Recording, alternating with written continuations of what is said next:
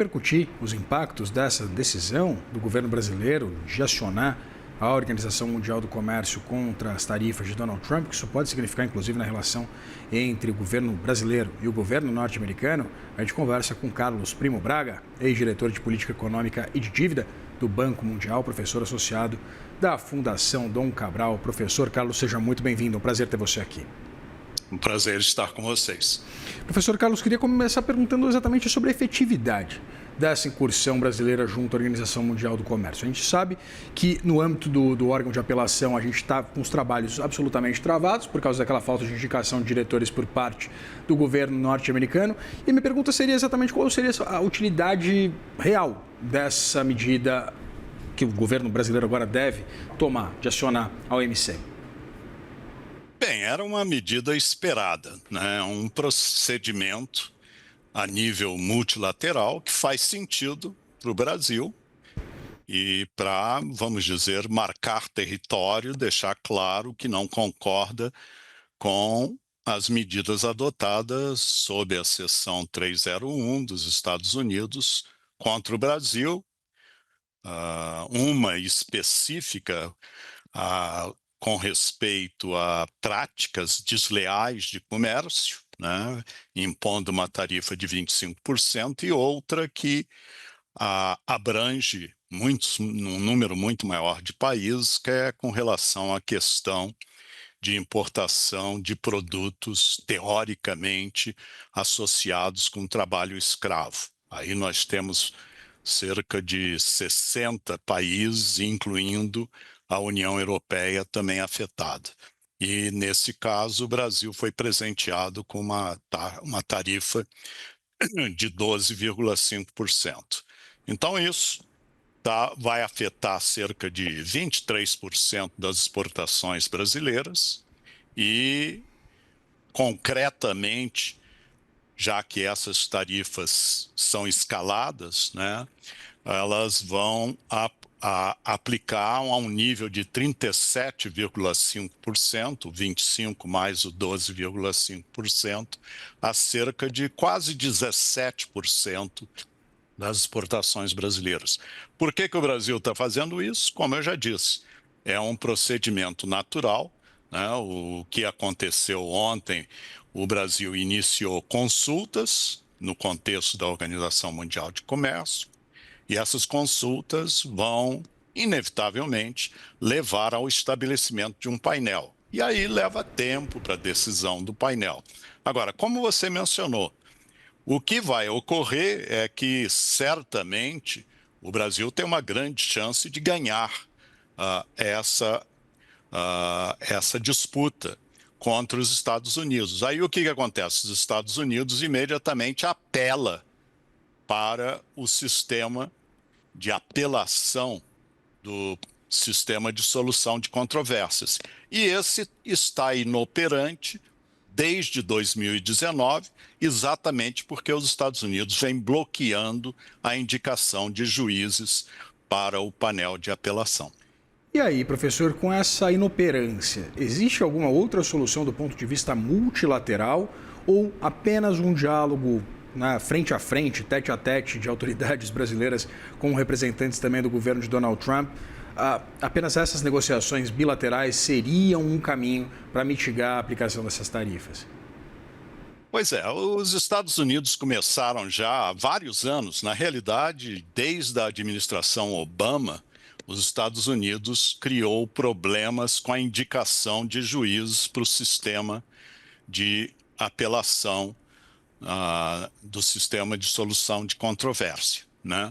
Mas foi com a administração Trump, nenhuma surpresa aqui, que isso se escalou ao ponto de que, desde 11 de dezembro, né, de 2019, o sistema está inoperante porque os mandatos dos juízes se expiravam e os Estados Unidos bloqueava a indicação de novos juízes para o painel de apelação, né? Agora, os países membros da Organização Mundial de Comércio vêm tentando não apenas negociar com os Estados Unidos em termos de reformas do sistema de solução de controvérsias da Organização Mundial de Comércio, que era considerado assim a joia da coroa da Organização Mundial de Comércio até esses problemas aparecerem, né?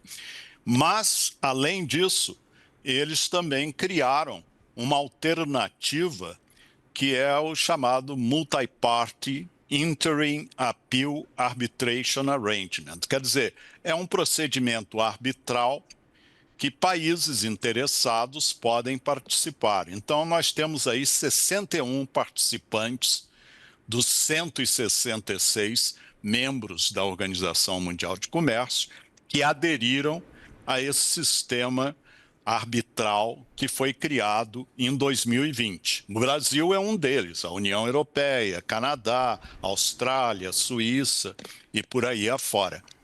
Esse sistema, né, tem sido aplicado, tem chegado a soluções, mas, obviamente, os Estados Unidos não é membro e, portanto, não participa dessa solução de arbitragem. Professor, a gente acompanhou ao longo desses últimos movimentados meses a Suprema Corte norte-americana declarando ilegal aquela justificativa, prerrogativa adotada por Donald Trump de aplicar essas tarifas com um embasamento na Lei de Emergência Nacional. Eu queria entender se essa busca por novas conjunturas, por um novo arcabouço legal para a aplicação dessas tarifas, também poderia ser contestado no âmbito da Suprema Corte norte-americana. Haveria exatamente legitimidade para que Trump aplicasse essas tarifas? Certamente é possível, mas nesse caso, a administração Trump está utilizando a seção 301 da Lei de Comércio de 1974, e então a base jurídica do ponto de vista dos Estados Unidos, não estou dizendo que do ponto de vista de adequação à realidade, ela é apropriada, mas a base jurídica é sólida, né?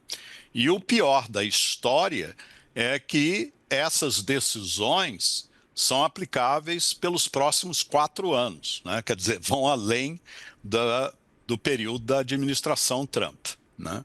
E no contexto da legislação americana, eu não vejo muita chance para o Brasil ou entidades privadas nos Estados Unidos que estão sendo afetadas por essas medidas venham a conseguir uma solução desse problema. O que o Brasil pode conseguir é, através de negociações em parceria com as empresas americanas que estão sendo afetadas, conseguir um aumento na lista de exceções. Isso eu acredito seja possível. Mas reverter a aplicação da seção 301, eu não vejo chance para isso, né? Diferentemente da situação da IEPA, né?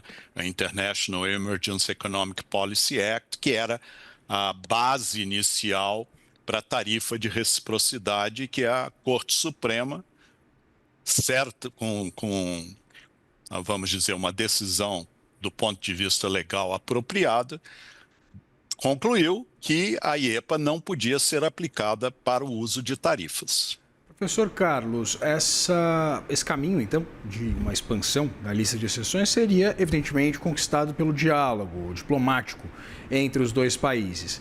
Mas eu queria uma análise sua sobre a possibilidade de o Brasil dar vazão aos princípios de reciprocidade, né, que foram aprovados naquele projeto pelo Congresso Nacional durante aquele primeiro risco tarifário, a aplicação daquela tarifa proibitiva de 50% por parte de Donald Trump contra as exportações brasileiras. Eu queria entender que viabilidade ou que retorno prático a gente teria se, evidentemente, fosse aplicada uma política olho por olho, dente por dente. Como o próprio vice-presidente Alckmin já mencionou, uma política de olho por olho, no final das contas, todo mundo pode ficar cego nessa brincadeira, né? Então, o primeiro ponto é o seguinte: quais foram os países que retaliaram contra os Estados Unidos desde a introdução dessas medidas mais recentes, desde 2025, medidas protecionistas da administração Trump? Dois países, basicamente, a China e o Canadá, né? Nós vimos agora o que está acontecendo com o Canadá, né? O Trump alegando discriminação contra produtos americanos, particularmente bebidas alcoólicas em várias províncias canadenses, impôs uma tarifa em vários produtos canadenses da ordem de 50%, né? No caso da China, a brincadeira não foi muito longe. Como você provavelmente se lembra, lá em abril do ano passado, quando os Estados Unidos impuseram as suas tarifas de reciprocidade, muito mais elevadas no caso da China, inicialmente, né, a China retaliou. E aí os mercados financeiros reagiram significativamente, tanto que a administração Trump paralisou por um período a imposição das tarifas recíprocas, né? Agora, o Brasil não é a China, nós não temos, vamos dizer, o poder de fogo que a China tem em termos de relações comerciais. A melhor forma de resposta do Brasil é fazer exatamente o que o governo está fazendo: iniciar o processo no contexto da Organização Mundial de Comércio, é procurar alternativas de diversificação de mercado. Nós temos que lembrar, né, que os Estados Unidos, que lá no início do milênio era o nosso principal parceiro comercial, o maior mercado em termos de exportações, hoje já está um distante terceiro lugar, né? A China, a União Europeia em primeiro e segundo, e aí a Argentina ali perto dos Estados Unidos. Então, tudo isso, naturalmente, não quer dizer que a gente não deva continuar negociando com a administração Trump e, particularmente, com aquelas empresas nos Estados Unidos que estão sendo afetadas. Setor de máquinas e equipamentos. Veja, no início desse processo da ação da seção 301, o ferro Gusa ia também enfrentar os 25%. E aí várias empresas americanas que utilizam o ferro Gusa brasileiro disseram: oh, isso vai ter um impacto tremendo nos nossos custos. E então o ferro Gusa foi colocado como uma exceção.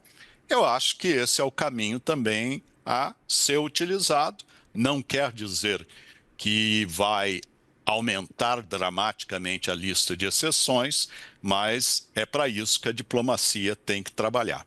A diplomacia, tanto o Itamaraty, como a diplomacia econômica, as associações de classe, como a ABMAC, por exemplo, já que máquinas e equipamentos estão sendo bastante afetados por essas medidas, no sentido de conseguir aumentar a lista de exceções. Pois é, né, professor? A gente vê os Estados Unidos muito sensíveis àquilo que pega no próprio calcanhar dos norte-americanos.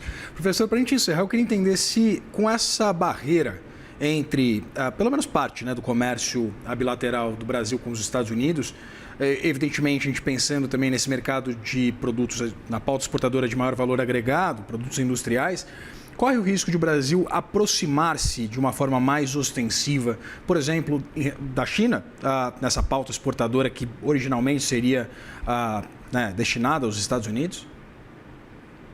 Isso já vem acontecendo, né? No primeiro semestre desse ano, as exportações do Brasil para a China, em termos de valor, caíram para 9,4%, né, do valor total das nossas exportações. Enquanto que no caso da China, né, nós estamos aí perto de 30%. Né? Por exemplo, lá na primeira administração Trump, o que aconteceu? Quando o contencioso entre China e os Estados Unidos aumentou, a China reorientou as suas importações de soja dos Estados Unidos para o Brasil, para a Argentina, né? E isso, naturalmente, pode ocorrer de novo em outras áreas na medida em que esse contencioso continue. A gente sabe que a China já deixou claro também que não está contente, por exemplo, com a aplicação da 301 sobre trabalho escravo sobre as exportações chinesas, né? Então, certamente, isso pode ter implicações e um dos aspectos negativos de todo esse imbróglio é que se a gente olha ao valor adicionado, né, em termos das exportações brasileiras, o mercado americano era muito mais atrativo do ponto de vista de produtos manufaturados, produtos com maior valor adicionado, enquanto a nossa relação com a China é muito mais baseada em commodities, né? Agora, é uma realidade, nós sabemos que o Brasil vem tendo sucesso em termos de diversificação de mercados, tanto que as nossas exportações, a despeito de todas essas medidas dos Estados Unidos, continuaram a crescer no ano 2025 e no primeiro semestre de 26. Então, a questão é, vamos dizer, trabalhar na implementação para valer do acordo Mercosul, União Europeia, tentar negociar com o Canadá, com países como o Vietnã, a Coreia, né? Ampliar a lista preferencial em acordos que já existem em países como México e Índia. Essas são as alternativas que a gente pode perseguir. Conversei com o professor Carlos Primo Braga, ex-diretor de Política Econômica e de Dívida do Banco Mundial, professor associado da Fundação Dom Cabral. Professor, muito obrigado pela disponibilidade de conversar com a gente aqui no Money. Foi um prazer.